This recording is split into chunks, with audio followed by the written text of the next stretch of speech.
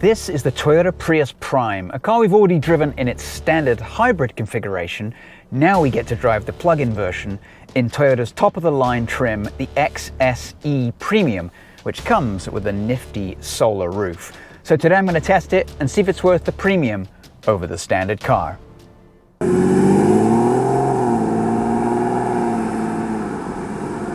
So the old version of the Prius Prime was definitely ready for retirement. Lethargic acceleration, in fact 0 to 60 took 10.3 seconds. A very poor electric-only range and looks that only your mother can love. But it did have one saving grace. Very, very fuel efficient, 55 miles to the gallon on the highway. Good news is that is all now ancient history. This is the new sleek-looking car and it's very, very much faster. So thankfully, both the Prius Prime and the Prius now look almost identical apart from a few badging changes. At the back, you get a Prime badge here. They've also added this silver trim around the front air dam. And you also get these Prius Prime exclusive 19-inch wheels wearing these 195/50 all-season tires. And then finally, you get a charging port to match the gas filler on the other side. Now, because this is an XSE Premium trim, it has this solar roof for $610. It can feed about 185 watts to the battery or the 12-volt electrical system. Not sure if it's worth it or not, but it will get you a couple of extra shopping trips. Under the hood is what makes the big difference here. The Atkinson-cycle engine has grown from 1.8 to 2 liters. It now puts out 150 horsepower, 139 foot-pounds of torque. It's helped along with 2 electric motors. One helps drive the front wheels. Combined, they give 161 horsepower. So combine that with the gas power, you get 220 horsepower. That's almost 100 horsepower more than the old model. Because of that extra power, 0 to 60 takes 6.5 seconds, which is almost 4 seconds quicker than the old model.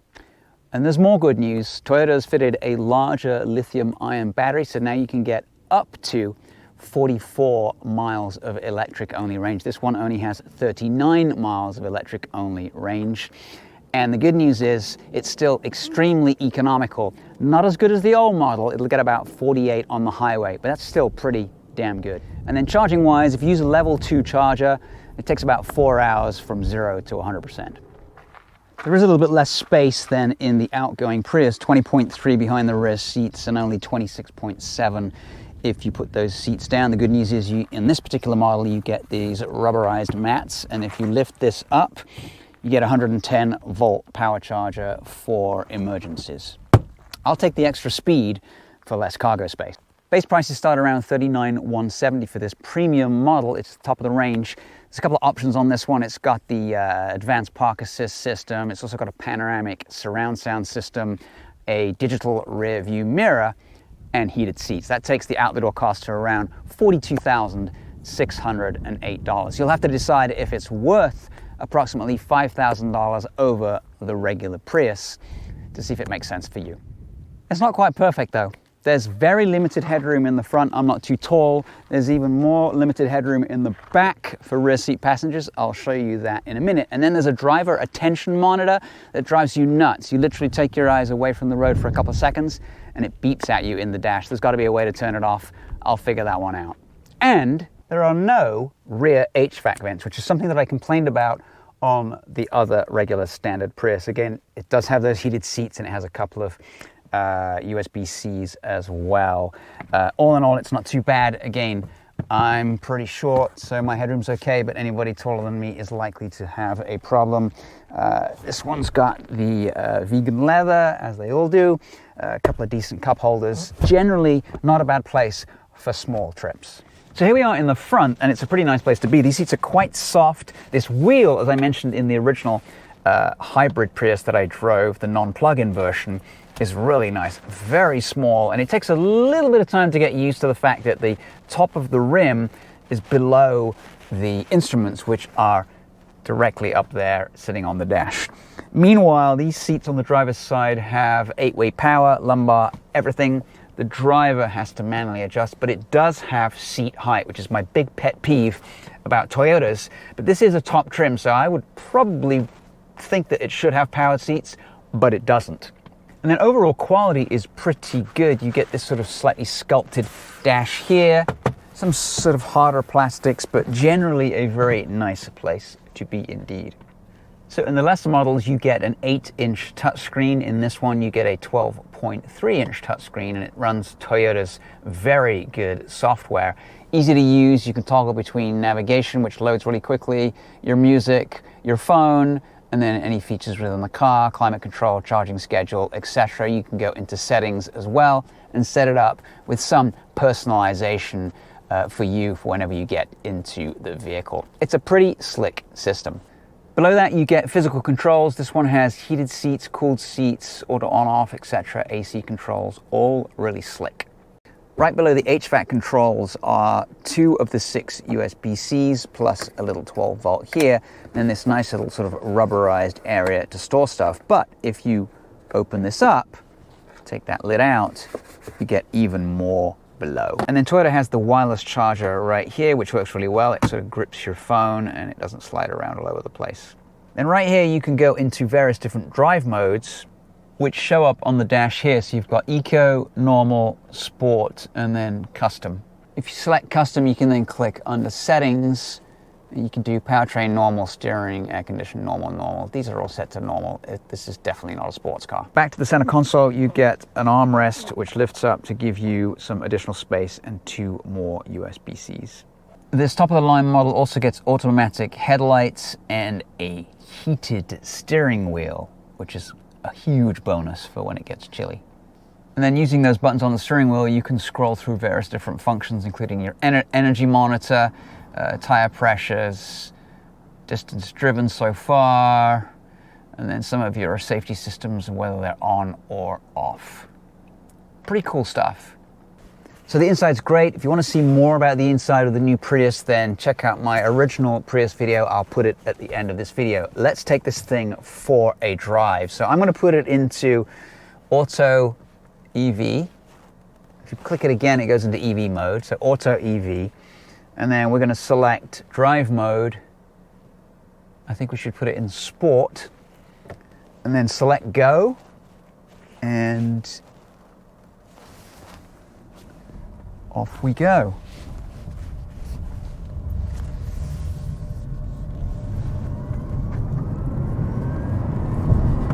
Sort of sounds a little spaceshipy when you first set off. Tires are quite narrow, so I'm thinking that it won't have a huge amount of grip. They're low rolling resistance tires, but the regular Prius Hybrid that I drove was pretty quick. This is quicker. I can feel that it's quicker, but God, it handles really well through these turns, which is probably not where your average Prius driver is going to take it, but holy shit, stick your foot down and this thing flies.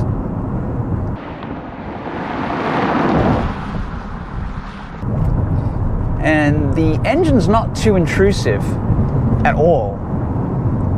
It does make that typical sort of 4-cylinder engine noise, and it is a CVT, but I feel like this thing is actually ridiculously quick. Suspension's soft, even in sport mode, and we could configure it to be a little harder, but I think it's pointless. I think this is just massively enjoyable as it is. Handling wise as well, it feels pretty good, and it is only front wheel drive, so Toyota has said there will be a all-wheel drive version of this, but I can't see the point. I mean, mash the throttle and it goes, and there isn't any wheel spin that I've been able to find. So I'm not quite sure why you would actually need four-wheel drive. It does fine as a front-wheel drive car, unless you were in, you know, places where it might snow. I get it, but certainly not here in Southern California.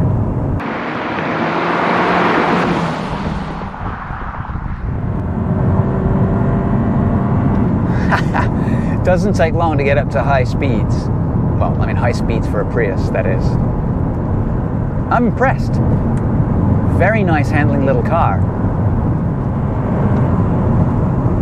Yeah, I dare say that the old Prius, the chances of passing somebody on a 2-lane highway like this were almost impossible, maybe unless it was a tractor.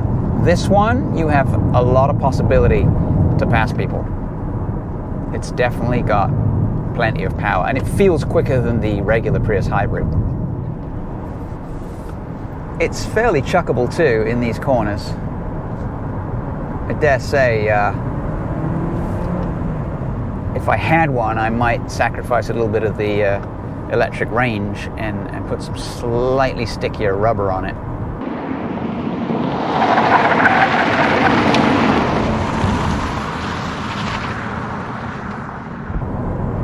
Turns in well. Doesn't seem to be really understeering. I'm not gonna go nuts with this car. Don't get me wrong, this is not the Corolla GR. So I got about 65% of the battery now because I'm flooring it.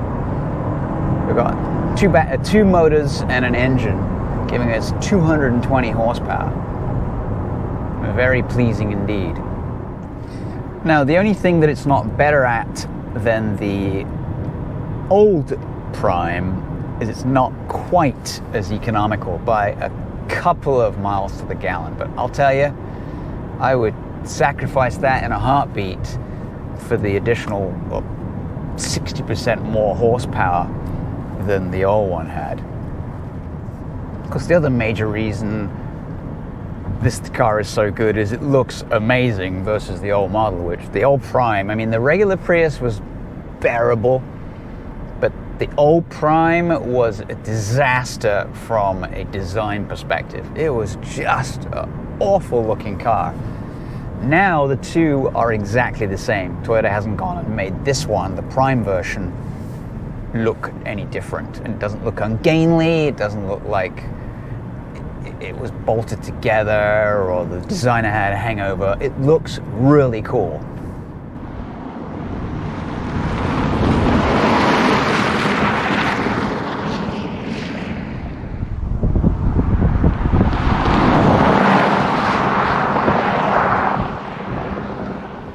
Well, so what do we think? Well, the Toyota Prius and the Prius Prime are pretty much a no-brainer. The Prime, particularly if you're in the market for an EV. Yes, I know it's not an EV, but it is as good as with the backup of a gas engine if you need it.